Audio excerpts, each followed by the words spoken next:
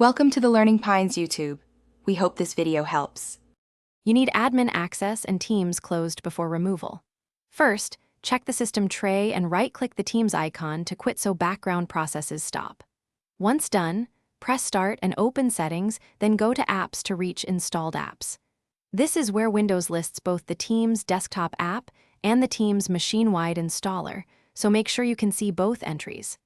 Make sure to pause any file syncs and save work before proceeding. You won't want open files blocked by the Uninstall. Select Microsoft Teams in the Apps list and click Uninstall. Follow the prompts to remove the app itself. After that, find Teams machine-wide installer and uninstall it too. This prevents Teams from reinstalling at next sign-in. If the uninstall prompts for elevated permission, approve it. If it asks to close remaining processes, confirm. Once both are removed, restart Windows to clear locked files and residual services. Make sure to check that no Teams processes remain in Task Manager before moving to Final Cleanup. After reboot, open File Explorer and paste %appdata %Microsoft \Teams, then delete the Teams folder to remove cached data. This prevents old settings from returning.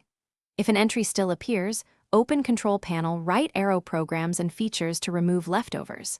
If Teams keeps reinstalling, check Group Policy or your organization's MDM, those push installers back.